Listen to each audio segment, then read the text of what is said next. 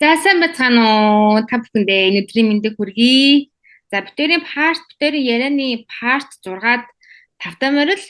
За өнөөдөр цамаа битүүр болохоор зэрэг цэвэрлэгээний тухай ярилцахаар шийдсэн байгаа. За тэгээд яагаад цэвэрлэгээний тухай ярилцахаар шийдсэн бэ гэх юм бол ер нь бол одоо жишээ нь битүүр дандаа тоон зурхаагаар одоо хэрхэн амьдралаа илүү дээшлүүлэх, илүү эд баялагтай, аз жаргалтай амьдрах талаар бас ярилцдаг бол та тэдэн сарын тэдэнд одоо хизээ төрснөөсөө үл хамааран одоо ямар ч хүн амьдралдаа хэрэгжүүлж болох тийм техник практик талаас нь бас ярилцъя гэж шийдсэн байгаа. За тэгээд энэ удаад хамгийн ихний алхам буюу цэвэрлэгээний тухай ярилцахаар шийдсэн. За яагаад гэдгийг манай цомоо маань бас илүү сайхан тайлбарлаж өгөх болно. За сайн уу цомоо? Сайн уу? Удаан уулзсангүй. Харин тийм ээ, хоёлаа ойртож жоохон завгүй байгаа. Гэтэ яах вэ? Болж илээ. За тэгвэл өнөөдөр хэдүүлээ цэвэрлэгээний талаар ярих гэж байгаа. За энэ цэвэрлэгээ маань ямар нэгэн байдлаар нумерологтой ерөөсөө холбоогүй. Энэ ер нь бол хүмүүс мэддэг сэдв байгаа. Бид нарын хийдэг зүйл байгаа. Одоо гэрээ цэвэрлэдэг, хувцас янзалдаг гэдэг хүн болгоны хийдэг үйлдэл байгаа. Гэхдээ энэ цэвэрлэгээ маань бас энергид нөлөөлж идэг. Тийм ч учраас бид нэр цагаан сар болохоос өмнө битүүний өмнөх өдрүүдэд битүүндээ ч гэсэн гэрээ цэвэрлэдэг шүү дээ. Их цэвэрлэгээ хийдэг. Шинэ зүйл орж ирэхийг бэлгэшээгээд цэвэрлэхдээ ижилхэн төрчин яг цаад утгаараа болвол энерги солилцоо шинэ энерги хүлээж авч байгаа гэсэн үг.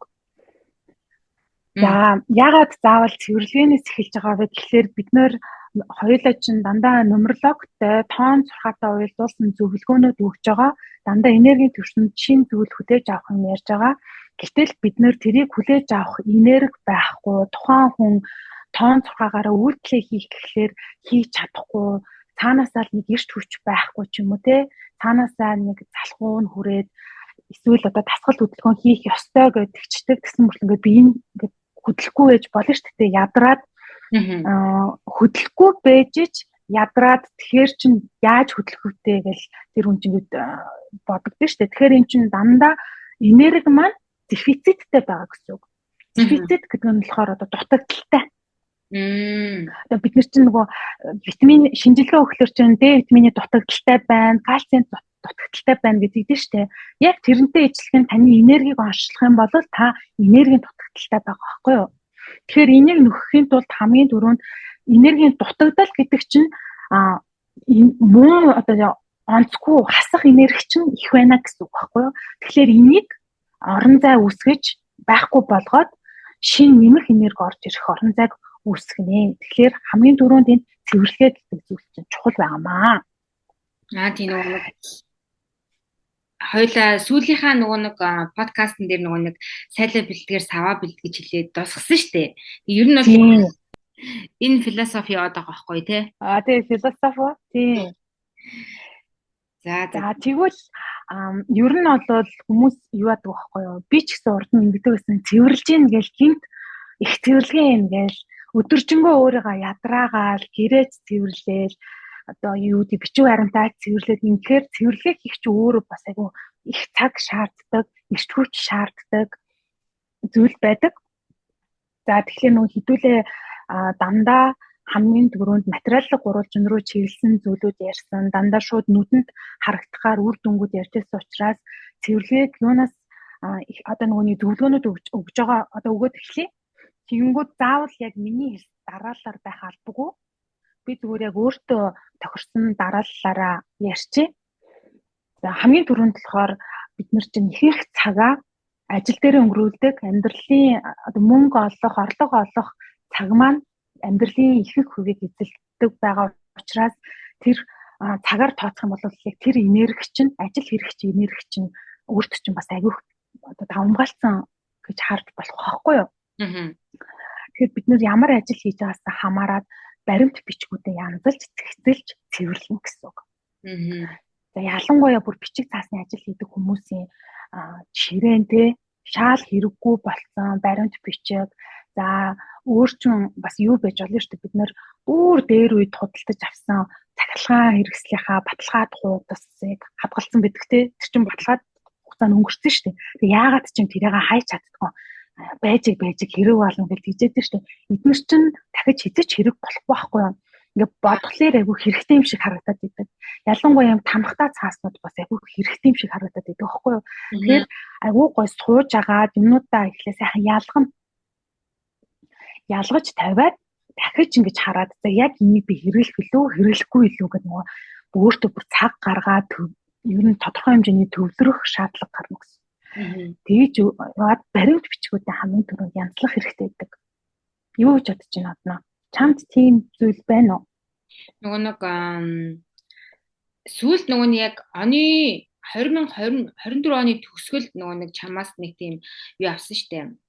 За одоо энэ аваад тийм цэвэрлэгээ хийх өдрүүд шүү гэд хэлээд за тэгээд ерөөсөө би яг нэг яг чиний зөвлөсний дагуу зүгээр нүдэнд ил харагдаж байгаа хог новш гэхээс илүүтэйгээр яг нөгөө утсан дах хэрэггүй контакт тэгээд бүр дээр үеийн имэйл за тэгээ яг нэг чиний хэлсэн шиг энэ баталгааны хуудас мууц ер нь би ингээ хайж болох бүр юу л энэ бүр амар сайн хайсан. Тэгээд яг л нэг 5 6 жил хүртэл ингээ хадгалсан ингээд дайгаал яваад идэг юмудаа хүртэл ингээд зориг гаргаад хаяад тэгсэн чинь би амар хөнгөрсөн. Сэтгэл санаа хөнгөрсөн. Тэр бол бүр үнэхээр тэг ингээ яаж ч нэг том юмны ард гарсан юм шиг санагдаад бүр ингээд шинэ ондоо бүр догдолч могдлол яг нэг тийм гой мэдрэмжтэй болт юм бэлээ хөнгөрөөд. За би өөрийнхөө нэг жишээ хэлье л да. Би 2010 онд гэдэг чинь 15 жилийн өмнө шүү дээ. Америк явсан баггүй юу. Тэгээд тухайн үед чинь сошиал нэг хөгжөөгүй байсан, баримт бичиг бүрдүүлэлт нөө цаасаар маш их явагддаг, зөндөө орчуулга, тэгээл натрадаар баталгаажуулах гэх мэтлэн зүйлүүд агиух байсан. Тэгээд би ч нөө хүүхэд байсан болохоор аав ээж хоёрын маань мэдээлэл бас агиух хэрэгтэй гэсэн баг. Тэр нэг баг 3 оны материал явьжсэн баг. Тэгээд тэрийг би хадгалаад идэг гэсэн бүр.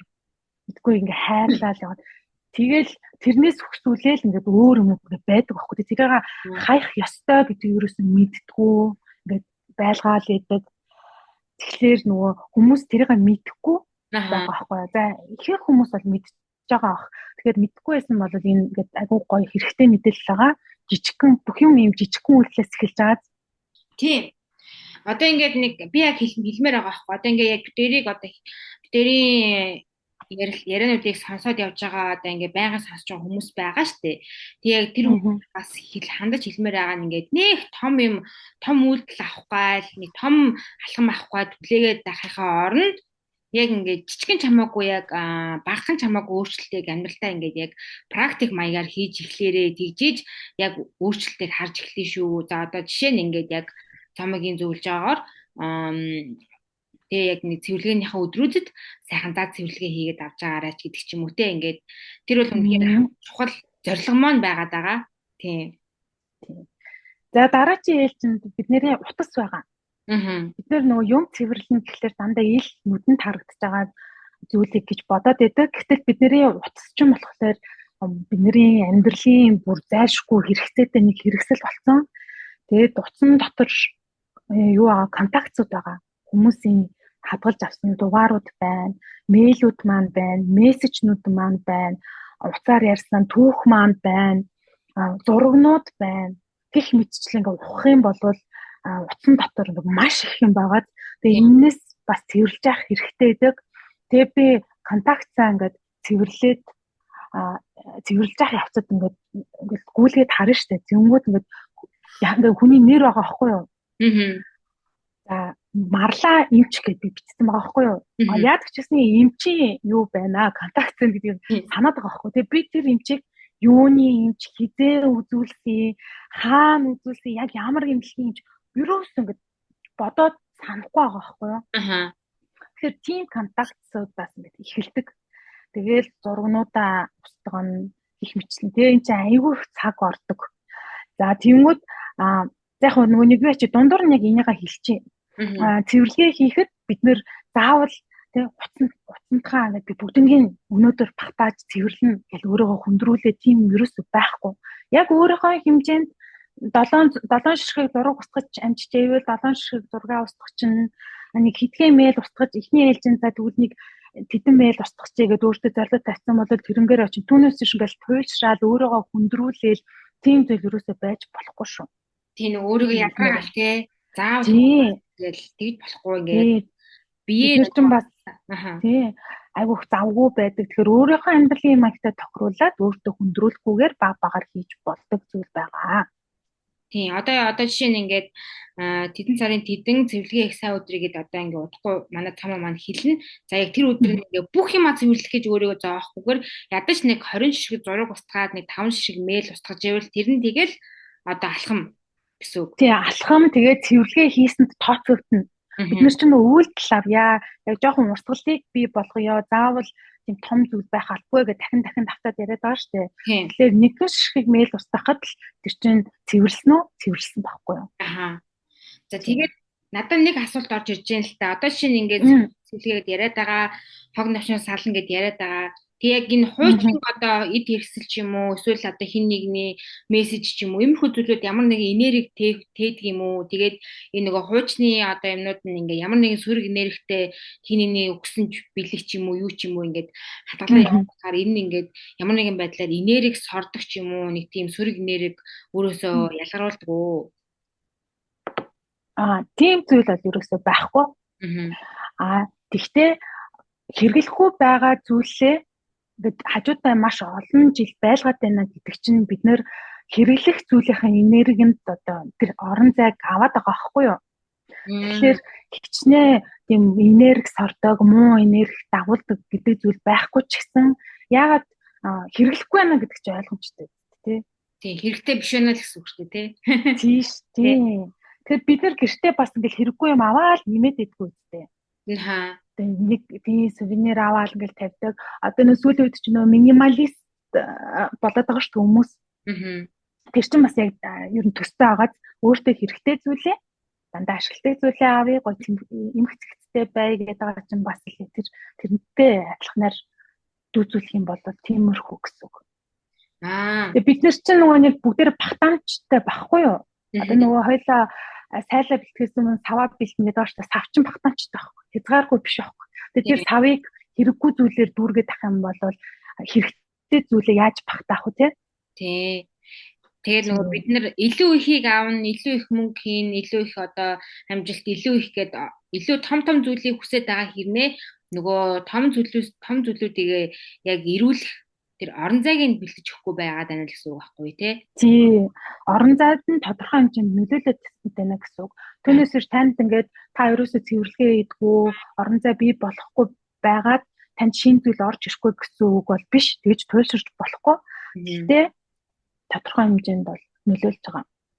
Удаашруулж байгаа ч гэдэм тэр ирэх зүйл чинь хурдан байх байсан бол ямар нэгэн байдлаар удаашруулах эсвэл арай жоохон хэцүү аргаар олдох тийм байх боломжтой гэсэн.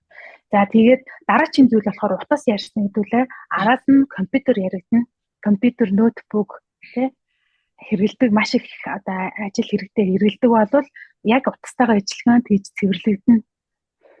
За одоо зарим хүмүүсийн десктоп бол үнэхээр гоц эмх зэгттэй фолдерт хийцэн дараад нь юмаа хайж олоход ч гэсэн амархан байдаг шүү дээ. За минийх бол хэцүү.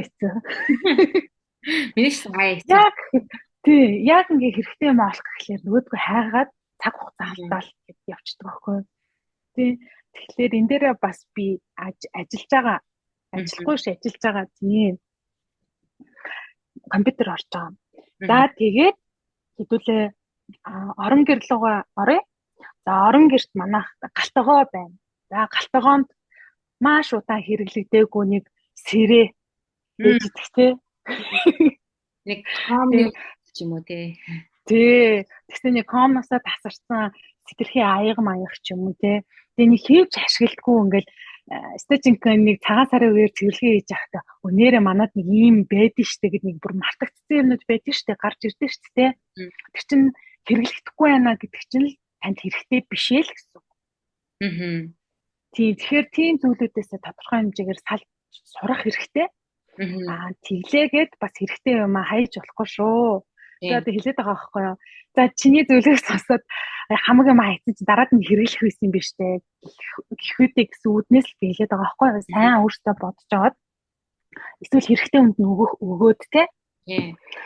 Тэгээ ялангуяа нөгөө манай гэрт байгаа юм чинь болохоор айгүй хэцүү байхгүй юу.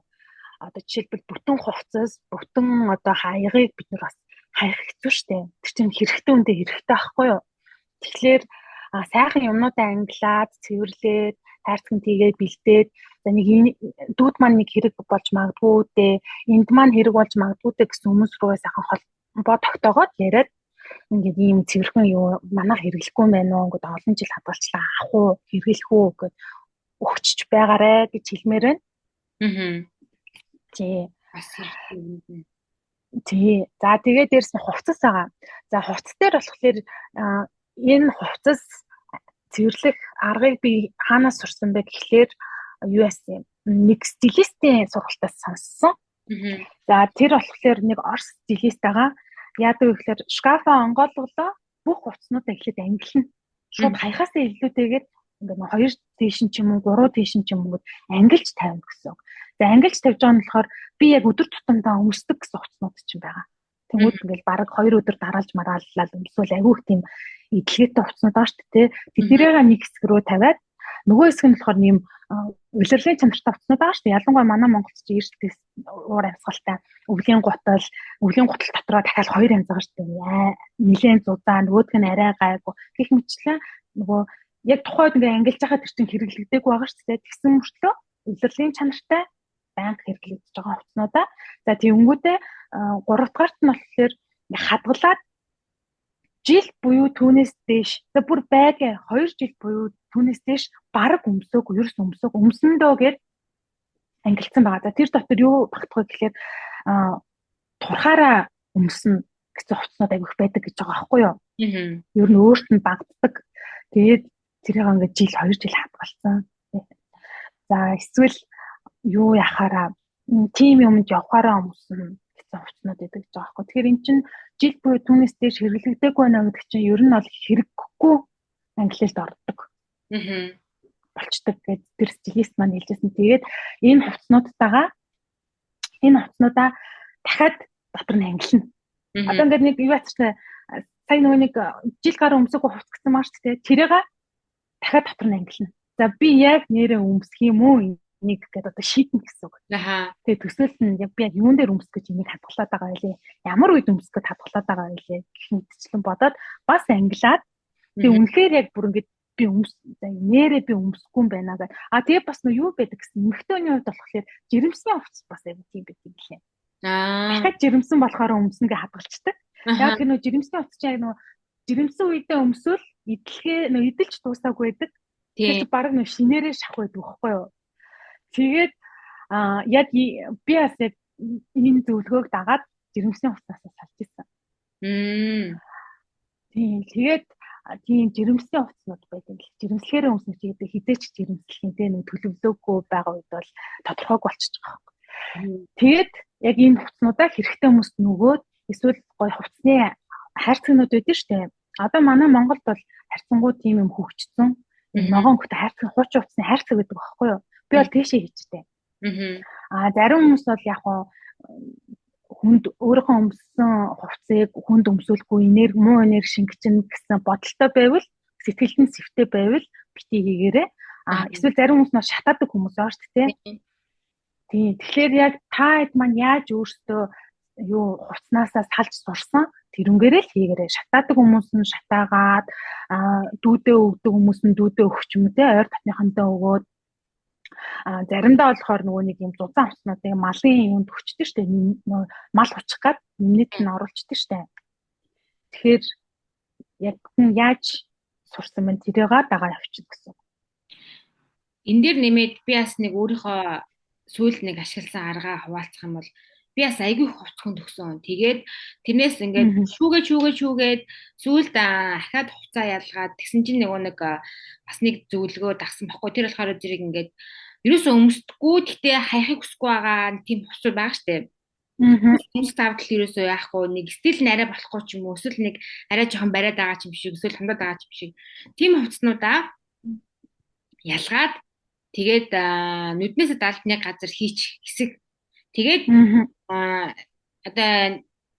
одоо ирэх нэг хэдэн цагийн турш нөгөө хуснууч ерөөсөө хэрэг болохгүй өмсөхдөх одоо тэр юу нь гарахгүй бол үнэхээр хэрэггүй байна гэсэн үг гэж бодоод тэгээд хай гэсэн баггүй. Тэгээд би одоо яг нэг уутанд 2 3 уутанд хэд хувц хийгээд ялгцсан байгаа. Тэгээ одоо ерөөсөө өмсөгдөх завдал гарахгүй байгаа. Тэгээд магадгүй хаях цаг нь болцсон л юм байна гэж бодоод байгаа л та. Харин тийм. Нүднээсээ далд хийгээд үздэг юм байлээ. Тэгээ бүр үнэхээр тийм хэрэггүй бол тэгэл хэрэггүй л байт юм билээ те. Харин тэр нөгөө салж сурна гэдэг чинь айгүй хэцүү.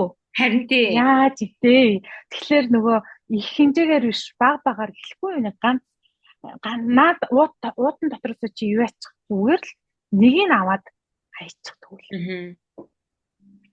Бүтэн уутаар нь чи хайж чадахгүй шүү дээ. Нэг уутанд ангилсан байгаа юм биш те. Тэр чинь хэтэрхий олон юм гинт ингээ хайхаар чиний нөгөө тархинд чинь буухгүй байгаа байхгүй юу? Тархич нь эсэргүүцээд байгаа байхгүй юу? Тэгэхээр миний найз уутан дотроос нэгийг аваад гаргаад хайчих гэсэн. Тийм. Гэтэ ер нь бас айгуу сайн хайж сурсан байлээ. Би ч юм бүрөө зөндөө их юм дагуулж явдаг гэсэн байлээ шүү. За дээрэс нь юу байгаа? Гэрт биш тээ нэг ийм юмнууд байт юм аа. Багаж, магаж, нэг шөрөөв, хадаас юу гэдэг нэг ухсрагддаг жижигхэн төмбөр шиг байлаа гэж бодоход нэг запас юунууд нь ирдэг штэ. Шөрөвнүүд нөө. Нэг шөрөв мөрөв тий. Тэгэл тэрийг хадгалаад нэг цуглуулаад ахаар штэ. Нэм итгэхэд ингээл хайрцаг болол дахиад хоёр хайрцаг болол тэр нэх хүнд тий. Тэгэл дотроо баг зэвэрж мөврэл. Юуных нэггүй. Тий, тэгээ сүүл рүүгээ те юуныхан ч мэддэхгүй. Тэгээ бүр хэдэн жил хадгалсан те. Тийм зүйлүүдээсээ салаарэ. Тэгээ шууд хайрцагтай нь хайх биш. Дотроос нь нэг ялгаад бас те хэдэн ширхэг багаар нэг 5 ширхэг хадаас аваад хайх ч юм уу те. Эсвэл нэг барилгын материал дээр очиод үнэхээр шинэ хадаас шинэ шөрөвнүүд байгаа бол барилгын материал дээр очиод өгчихгүй дөө те. Тийм. Тэгээ бид нар чинь хэрэгтэй үнэ худалдаад авчих штеп. Тийм зүйлүүд байдаг. Айгуу сонио. Тэгээ бид нар чинь ганцхан л хувц сунмар гээл нэг тийм юм дээр төвлөрөөд идэг бидний анзаардгүй юм жижигхэн зүйлүүд айгуу нэмэх нөө хоримтлагцаар агаад цаг хугацаа удаан өнгөрөх тусам нөгөө ерөөсө хөдөлгөөнд орохгүй байгаа байхгүй. Нэг нөө дундаас нь 5-ыг аваад хайчгаа гэдэг байгаа чинь хөдөлгөөн оруулах гэдэг байгаа байхгүй юу? Энерги урсгал. Тийм. Тэгэхээр чинь тэр хадаастай хайрцаг чинь бүтэн жил ерөөсө сөхөөгүй хадаас эрэхтэй болоогүй тийм яг тэр буландаа ингээд бүтэн жил ганц одоо онгойлохгүй байж гинэ гэдэг чинь нам хөдлөхгүй байсан байгаа зү. Тий. Нөгөө агаар салхич орохгүй тий. За юу байдаг бас химийн хайрцаг ярих. Тий. Нөгөө бид нар чинь нөгөө ийм бүх толгойн ийм өвчин намдаах ийм тэг гидсний ийм гэдэг имний хайрцагтай дээ шүү дээ. Тэнгүүд тэн дотроос харах юм бол дараад нь хугацаанд дууссан гэдэг айгүй их байдаг байхгүй юу? Тэгээ хугацаанд дуусч байгаа юмнуудыг бол маш сайн ингэж хайж авах хэрэгтэй. Тэр эмний хайрцагыг ярих гэсэн юм байна. Гэх мэтчлэн гэртээ анзаарж байгаа зүйлүүдээ юу аагаарэ? Бас нөгөө ууд цуглуулдаг хүмүүс байдаг. Тийш үү? Тор цуглуул.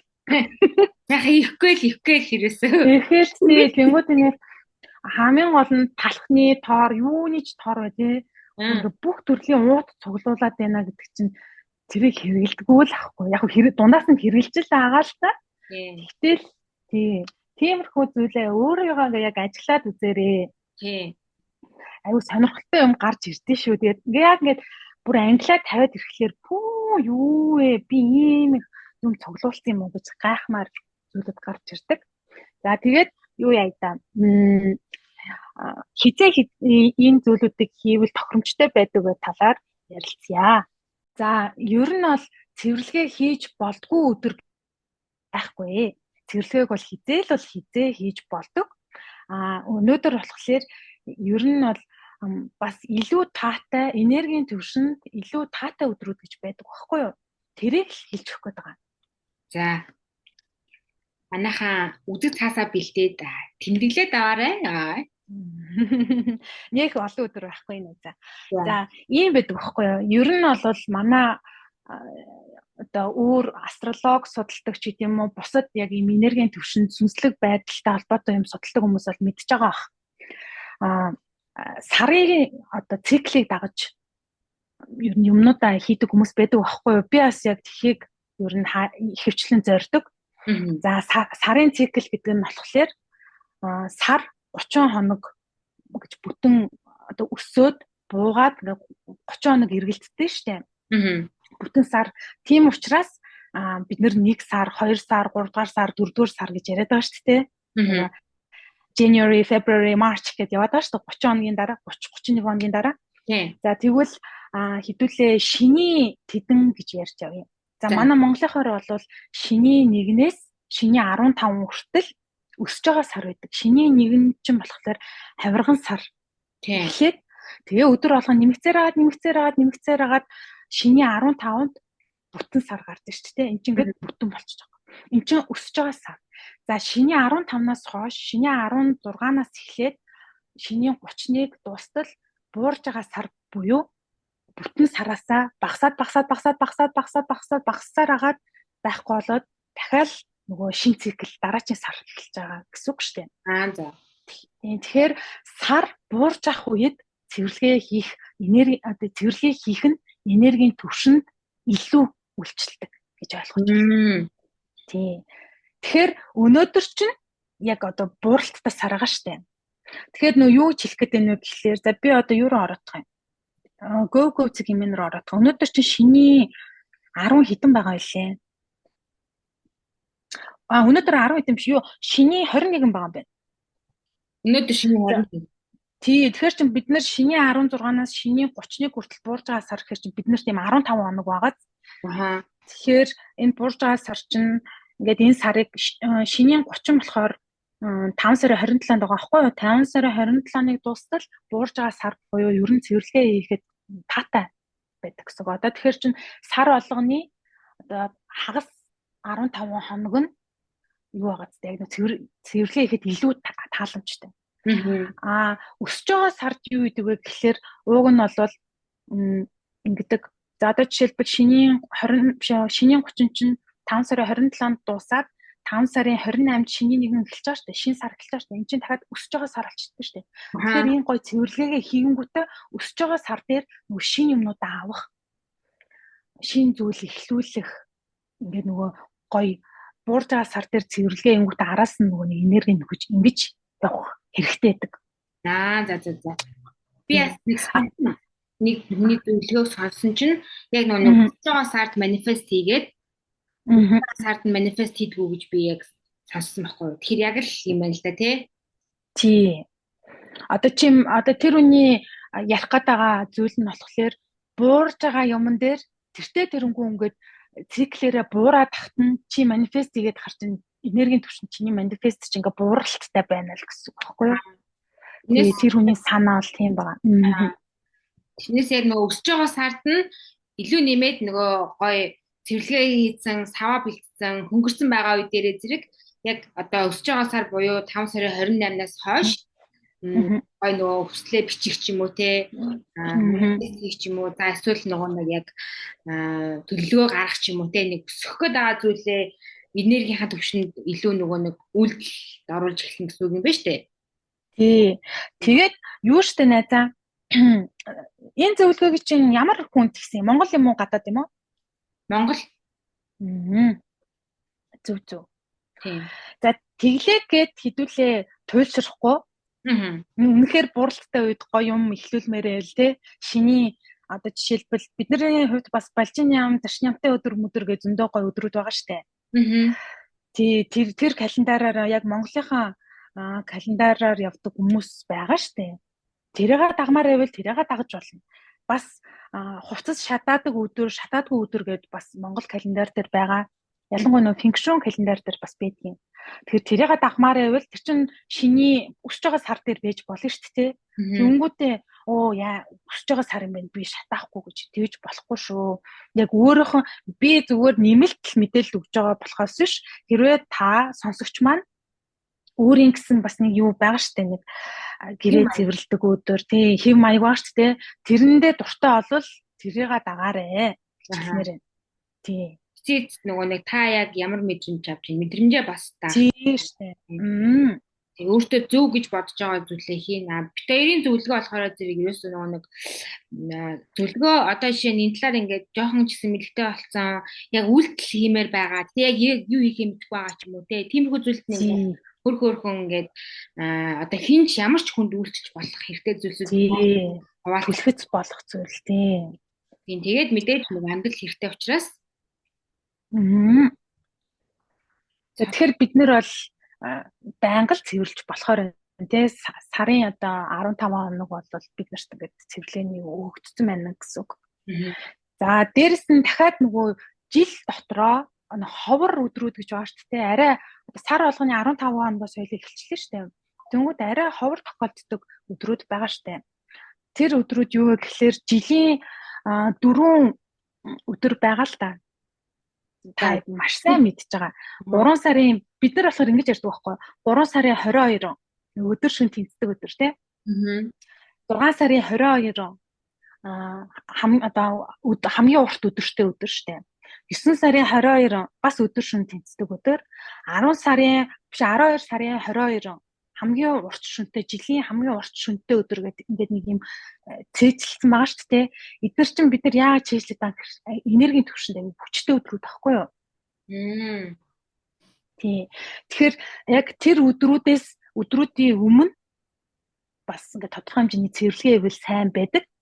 Тэгтээ эн чинь дандаа 22 биш байхгүй юу? Ойролцоогоор 22-нд байдаг болохоос жил болгон арай өөр өдөр ээж болдог байхгүй. Жишээлбэл энэ жил 2000 одоо 3 сарынханд бол өнгөрчөөд нь штэ. 3 сарын 20-нд болсон байхгүй юу? За. Яа тэгэхээр нөгөө 2024 он чинь 2 сар чинь 29 хоногтой байгаа штэ. Зарим 4 жил тутам нэг жил чинь 366 өдөртэй байгаа штэ. Тэгэхээр чи яг нөгөө тогтмол байдаг байхгүй юу? За тэгвэл 3 сарын 20-нд өнгөрцөө. Тэгвэл дахиад үлдсэн 3 хоног маань байна штэ. Тэр нь хизээ болох вэ гэхлээр 2025 оны 6 сарын 21-ний өглөөний 10 цаг 42 минутанд эхэлж байгаа. Монгол цагаар. За 2025 оны 9 сарын 23-ны шөнийн 2 цаг 19 минут.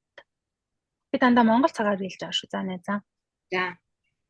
За тэгээд хамгийн урт шөнөтэй өдөр болохоор 2025 оны 12 сарын 21-ний 18 цаг 03 минутанд эхэлж байгаа. Оройн 18 цаг. За. Тэгээд одоо жишээ нь 6 сарын 21-ний 10 минут 42-оос өмнө цэвэрлэгээ хийх нь сайн гэсэн үг үү? Тий, ер нь бол тийм. За. Тэгэл одоо мэдээд авсан юм чинь зүгээр. Яг би бол хийдэг. Гэтэ ингээл бас заавал өөрийгөө хүчлээл те. Үнэхээр амжихгүй бол хийхгүй штэ. Ер нь бол өдрөө мэдчихэж штэ. Тэнгүүд за би одоо 6 сарын 19-20-нд нэг жоохон ер нь тодорхой хэмжээний цэвэрлэгээ хийн шүү гэх. Тэгээд төхүүлж байгаад яг юуны цэвэрлэгээ хийхээ би бодож штэ. За ойр буцаа цэвэрлэх юм чинь уцмцаа янзалчээ гэт те. Тийм тэгээд ячдаг байхгүй. Тэнгүүтээ энэ өдөрчин өөрөө 24 цаг үргэлжилж байгаа шүү дээ. Тэгэхээр манай хамгийн урт өдөрчин өглөө 10:42-оос эхлээд маргаашаа 10:42-т энергийн түвшинд дуусч байгаа байхгүй. Бодит зүгээр жинхэнэ цагаараа ярих юм бол 21-ийнхээ өглөө угаасаа нар мандал юу вэ штэ. Бүр үүрээр эхэлж байгаа юм шиг харагдаж штэ. Тийм байдаг. Ер нь миний бодлоор бол зүгээр одоо ингээд энэ өдрүүдээ мэдээд авсан чи би болохоор зэрэг календар дээрээ тэмдэглэж байна. Тэгээд цаг нь нэг чухал биш дээ. Ер нь бол цаг нь нэг чухал биш.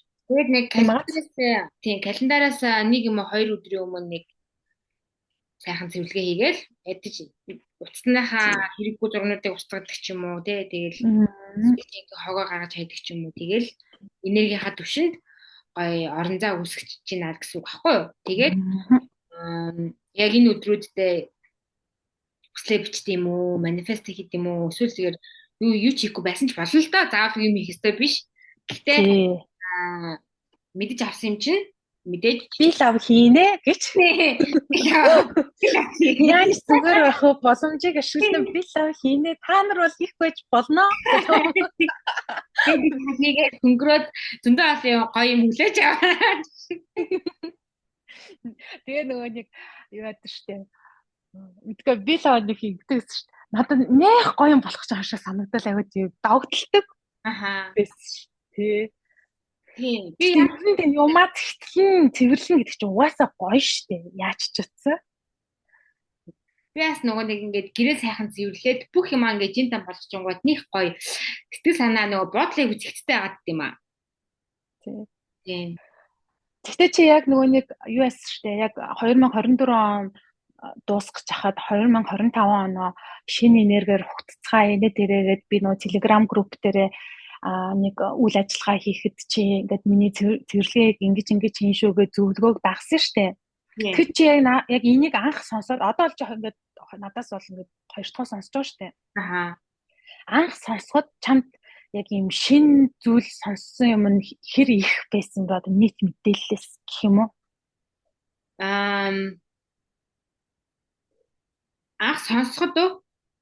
Биш. Одоо ингээд чиний шин ингээд одоо би ингээд ярьсан шүү дээ. Ийм цэвэрлэнэ. Уцаа ингээд цэвэрлэнгүүт чиний хувьд яг юм шин мэдээ байж чадсан уу? Одоо нийт сонссон юм дотроос чинь чиний хувьд ингээд ингэдэг байсан юм уу гэж чиний хувьд ийм цоо шин мэдээлэл хэр зэрэг их байсан бэ гэж асууад. Миний хувьд болохоор зэрэг одоо юу гэдгийг мэдээж цэвэрлэгээ хийхийг бол мэддэг. Гэхдээ яг яагаад одоо гүн үнцгийн утга учир ч юм уу те эсвэл юу н ордгийн гэдгийг бол яг бүр ингэж тайлбарлуулж исэн удаа байхгүй. Тэгээд яг ингээ бүр суугаад яг бүр ингээ зориг тавиад за утсандах одоо бүх хэрэггүйнүүд өнөөдөр ингээ утсаа цэвэрлэн гэдэг яг ингэж өдрө гаргаа тэгээ яг ингээ цаг гаргаад утсаа бол яг ингээ цэвэрлж сууж үзээгүй. Яг хаяа ингээл нэг хальт мөлтийн мусгаал да нэг таардахгүй зураг муугаа. Гэтэ бүр яг ингээ нэг цаг гаргаад тэгээд яг өдрө гаргаад тэрэндээ ингээ зориулаад ингээ суугаад тэгээд хамгийн гол нь тийм үйлдэл авч байгаагийнх илүү гоё орон зай үүсэж байгаа гэдгээ илүү ухамсартайгаар мэдж байгаа учраас надад бол тийм шинэлэг тэгээд бас айгүй тийм урд нь хийж байгаагүй тийм үйлдэл болж өнгөрсөн. Тэгэхээр нөгөө надад яриаг тасцчлаа яриад байна. Тэгээд нөгөө тийм нөгөө ялангуяа бас хэрэгтэй хэрэггүй бичиг баримтнаасаа бас салах хэрэгтэй эдийг нь бас ерөөсөө мэддэг байсан. Тэгээд нөгөө нэг яг анх тайванд ирж байхдаа нөгөө бүрдүүлж исэн визний 12 жилийн өмнөх визний баримт хүртлээ байжсэн. Тэгээд ерөөсөө хэрэггүй штэ гэж. Тэгээд тэрээ нөгөө ухамсарлаад хаяад тэгээд айгүй хог хайсан би. Тэгээд бүр айгүй шинэ оныг бол айгүй хөнгөн тэгээ сэтгэл санаа хүртэл айгүй хөнгөн ухацнаа би амар сайн мэдээд байгаа. Тийм. Надад болохоор ингэ санагдчих. Надад нөө юм цэвэрлэх айгүй хэцүү байхгүй юу? Би ер нь одоо жишээлбэл хар багын л гэр цэвэрлэх дурггүй. Одоо тийм хүмүүс байгаа штэ. Шал угаах дурггүй. Тэнгүүдээ тэр дотроо бас англилтай тий хувцаа янзлах дурггүй ч гэдэг юм. Шал угаах дурггүй. Гэл ийм юунууд байна штэ. Тэгээ би яг тийм төрлийн аахгүй юу? Тийм гэр цэвэрлэх болгонд илүү юм ядарч байгаа мэдрэмж авдаг. Зарим хүмүүс юм өөр байдаг шүү дээ. Түүнгээд амар дуртай дургуун гэж нэг юм амар дотроо тий гэх амар ажил хийж байгаа юм шиг бүр ингэж хийх гэдэг байсан. Тэг ялангуяа бүр хоёр ойрхон төрөөд удаан хугацаанд ковид мовидтэй гарч орж чадахгүй бол дандаа л нэг гэрийн ажил. Энд чинь бол ингээд цэвэрлэгээ гэж байгаа боловч энергийн түвшинд одоо ингээд яриад байгаа боловч энэ бол гэрийн ажил лахгүй ихэнх нь. Тэгэнгүүт яг ингээ ухамсарлаад одоо яг чи хэлсэн шүү дээ энэ ухамсартайгаар энийг ингээ хийгээд цаг гаргаад энэ яг ажил хэрэг болоод одоо юмаа цэвэрлэн шүү дээ тэнгөт би амар гоё сэтгэл санаатай хийж байгаа байхгүй юу вау энэс салчаа тэгэхээр чин кайфтай үсттэй ууралж хийжсэнээс дотроо баярлаа л те тэгэл нэг бас нэг юунууд байгаа шүү дээ гоё давстаа усмсаар арчаад тэгээд чи давстаасаар арчиж болно, давсгүйгээр ч арчиж болно гэдэг шиг. Тэгэхээр нөгөө сэтгэл гоё хөнгөн. Гоё кайфтай болно. Тэг юмыг кайфтай хийн гэдэг чинь тэгэл энергийн төвшин. Бас л эерэг энерги байхгүй юу? Яг үнэ. Хөнгөн бай гэдэг байгаа шүү дээ. Юмыг хөнгөн хийж чадаад байвал энерги чинь сайн байна гэдгийг харуулж байгаа. хүндрээд ивэл тэгэл хасах руу орж ийн гэл нумерологийнхаа өмнөх ярианууд дээр олон дахин ярьж байгаа шүү дээ. Тэгэхээр ингээ уялдуулахлаар нумерологтой холбоотой байгааз тэгээд энэ дээр нэмж хэлэхэд ер нь бол цаашдаа ингээд тоон зурхааныхаа хажуугаар дундуур нь иймэрхүү техник практикуудыг ярьжээ гэж бодоод байгаа. Хоёулангийнх нь подкастын үндсэн суурь нь бол тоон зурхаага нумеролог гэж яриад байгаа шүү дээ. Гэхдээ нумеролог ганцхан ингээд дангаараа юу биш байхгүй, тусдаа нэг зүйл биш байхгүй. Заавал нэг юмтай уралдаа холбоотой бидний бүхэл одоо хийж байгаа ажил, төрөл, амьдралын хэм маягтай холбоотой байгаа штэ. Тэгэхээр дундуур нь ийм нумерологтой холбоогүй юм ярихгүй байхын аргагүй. Заавал ярих хэрэгтэй болчихж байгаа. Тийм нөгөө нэг юм болгон ч учиртай гэдэг шиг. Өнөөдөр юм бодож байгаа бодол хийж байгаа үйлдэл болгон ч гэсэндээ бас учиртай байгаа. Тэгээд одоо битэрийн бас зорилго болохоор зэрэг хүмүүс ингээ илүү ухамсартайгаар үйлдэл хийдэг. За тэгээд нөгөө нэг илүү ухамсартай алхмууд хийгээд тэгээд өөрийгөө илүү бас санаж мэдэж, өөрийгөө илүү таньж мэдээд за тэгээд амьдралдаа л хэрэгжүүлж эхлэх энэ бол бүр хамгийн чухал нь. Тийм учраас нөгөө нэг дан ганцхан зөвлөгөө зөвлөмж ярьж байхаа хооронд бас хаяач гэсэндээ яг ийм практик үйлдэлүүдийг бас ярьж ярих нь чухал юм байна гэдгийг бит хоёр бас тэгэж мэдсэн байгаа. Тий. Тэгээд нөгөө хэдэл юу ааштай. Одоо жишээлбэл дараагийн подкастн дээр бол хоёулангийнх нь юу цэвэрлэгээний үе бол явж л ах юм ба штэ. Бууралттай сартай байна. Тэгээд тэрний дараачих дээр хоёулаа подкаст хийхээр шинэ сар эхэлчихээр байгаа байхгүй юу? Шиний 4 5 байхаар байгаа байхгүй юу? Тэгэх юм бол бас хүмүүс маань тэр болтол цэвэрлэгээ хийгээд ингэж байгаа шүү, тэгж байгаа шүү гэдээ гоё хоорондоо уялдаа холбоотой байх юм бол бас энергийн түвшинд айгу урсгал сайн явагддаг гэж үздэг. Гоё комментэн дээр те ийм юмнаас салчлаа. Нэрээ энийгээ цэвэрлсэн чинь их гоё болчлаа ч гэдэг юм уу те. Тим үг сонсоод битээр бас тата байх болно гэдгийг хэлмээр байна. Тийм нөгөө нэг та эдийн үйлдэл авч байгааг яг харах тийм нөгөө нэг юунд бол хамгийн гоё мэдрэмж төрөх баха. Тийм тэгээд болохоор зэрэг манайхаа одоо яг энийг үзэж агаад энийг сонсоод тэгээд яг одоо яг ойрын хэдэн өдрүүд ч юм бол сайн өдөр юм байна шүү дээ. За тэгээд та хэд маань бахан ч гэсэн цэвэрлэгээ хийгээд энергийнхаа төвшөнд өөртөө жоохон орон зай үүсгэсэн бол комент хэсэгч бас битэртэйгээ хуваалцаарай. Тэгээд битэр ч гэсэндээ бас хуваалцнаа. Би бол өнөөдөр жоохон бас цэвэрлэе гэж бодлоо. Бүр юм цэвэрлэмээр санагдчихлаа гэдэг. Би бол яг дорн үйлдэл авах амар дуртай. Ер нь бол бүр яг бол яг тэр өдрөө яг ингээд тэгжээш нөгөө нэг мэдээллийг мэдлэг болгодог гэхүү дээ. Тэгвэл ингээд нөгөө нэг яг юм бохгүй сонсоод хадгалаад яваад их юм бол ингээд тэр хэмжээндээ байгаа л. Тэр нь ингээд бараг нөгөө нэг тийм төмпөн рүү ингээд юм чихээл тэгээ нөгөө ингээд яг дүүрэл бас л нэг тийм хэрэгтэй мэддэхгүй. Тэрний оронд сонсч авсан бол дор нь хэрэгжүүлээд надад тохирох юм байна, тохирохгүй байна ингээд шууд дараагийнхаа юм хийгээд явах хэрэгтэй шүү. Манайхаа. Яг зөв. Тэр өнөөдөр манай хөлийг хийгээрээ. Харин тийм. Нэг жоохон ч гэсэн тий. За тийм л байна да. За өдрүүдээ мэдээ тавчлаа гэдэг чинь бас их хэрэгтэй байлаа. Тэгээд миний асуух гэсэн асуултууд ер нь болчлоо. Тийм. Тэгээд төсвөлт нь хэлэхэд одоо нөгөө нэг битэрийн өрдний ярианууд дээр хүмүүс ингээд нөгөө нэг төрсөн сар өдөр хүүстэйгээ бичсэн байлээ. Тэгээд тэр хүмүүсийнхаа талаарх одоо жижигэн мэдээлэл ч юм уу хойлоо дараагийнх дээрээ парт 7 дээрээ оруулвал болж гин үү гэж томоогоос асууя. Тэгээ. Энэ 3 4 хүнийх л нэг дугаар дээр багтаад л шүү дээ. Тэгээд нэгэнт нөгөө нэг хойлоо ярилцаж өгнө, ярьж өгнө гэд амлцаанд нөгөө хүмүүс маань ч гэсэн хөдөлж магадгүй. Тийм болохоор зэрэг тэр хүмүүстэй бас зориулаад хэлэхэд дараагийн 7 хоногт оруулах хэсгээс маань та эдмээ сонсоод аваарэ гэж хэлье.